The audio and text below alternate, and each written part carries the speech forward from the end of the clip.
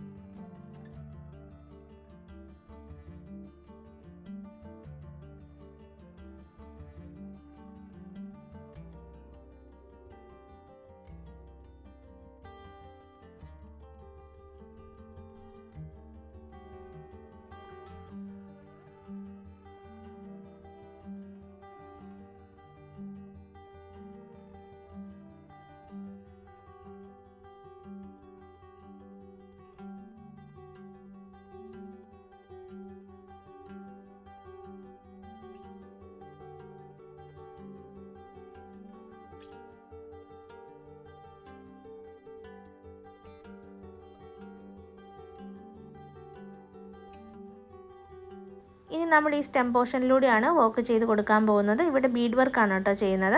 അപ്പോൾ ഞാൻ നീഡിൽ ഇതുപോലെ എടുക്കുവാണ്. എടുത്തിട്ട് ആ നീഡിലേക്ക് നമുക്കൊരു കട്ട് ബീഡ് എടുക്കാം. എടുത്തിട്ട് ബാക്ക് സ്റ്റിച്ചിൻ്റെ പോലെ നമുക്കൊന്ന് സ്റ്റിച്ച് ചെയ്യാം. നീഡിൽ നമ്പർ 12 ആണ് കേട്ടോ ഞാനിവിടെ ബീഡ് വർക്ക് ചെയ്യാനായിട്ട് എടുത്തിരിക്കുന്നത്. Bede work, sequence work, zardozi work അങ്ങനെയുള്ള വർക്കുകൾക്ക് നമ്മൾ യൂസ് ചെയ്യുന്ന നീഡിൽ നമ്പർ 12 ആണ്.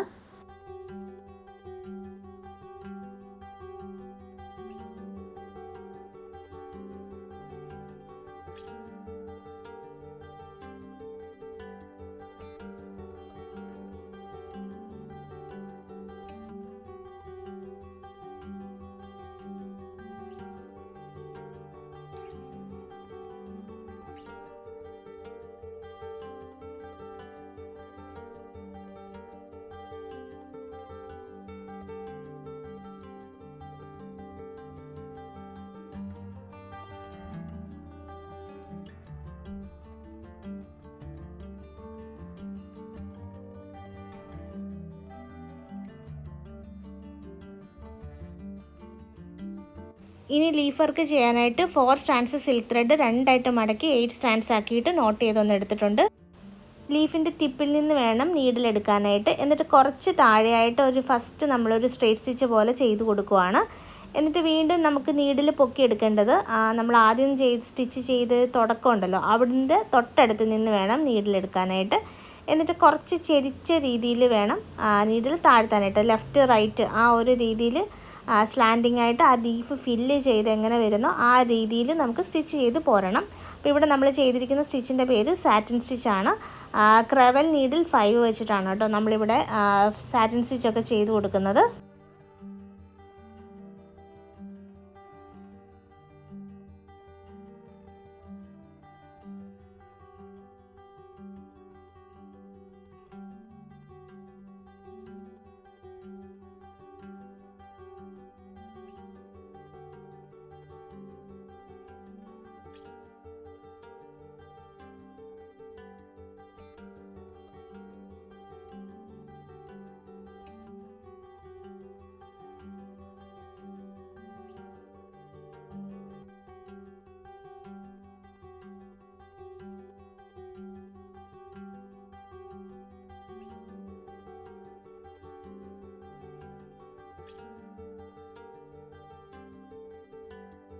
ഇനി നമ്മൾ ഫ്ലവർ വർക്കാണ് ചെയ്യാൻ പോകുന്നത്. അപ്പോൾ സർക്കിളിൻ്റെ സെൻറ്ററിൽ നിന്ന് വേണം നീഡിൽ എടുക്കാനായിട്ട്.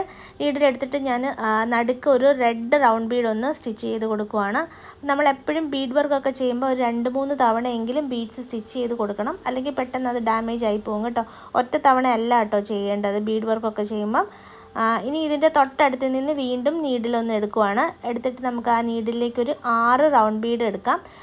ഇപ്പം ഞാൻ വൈറ്റാണ് കേട്ടോ എടുത്തിരിക്കുന്നത്, വൈറ്റ് ബീഡ്സാണ് എടുത്തിരിക്കുന്നത്. ഇനി ഈ ഒരു ബീഡിൻ്റെ ഉള്ളിലൂടെ നീഡിൽ കടത്തിയിട്ട് ഇങ്ങനെ വലിച്ചു കഴിയുമ്പം നമുക്ക് ആ ഒരു റെഡ് റൗണ്ട് ബീഡിന് ചുറ്റുമായിട്ട് വൈറ്റ് റൗണ്ട് ബീഡ്സ് വരുന്നതാണ്.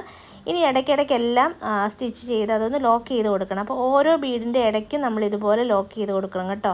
അല്ല ഒരെണ്ണോ രണ്ടെണ്ണത്തിൻ്റെ ഇടയ്ക്കല്ല, എല്ലാത്തിൻ്റെ ഇടയ്ക്ക് ഇതുപോലെ സ്റ്റിച്ച് ചെയ്ത് കൊടുക്കണം.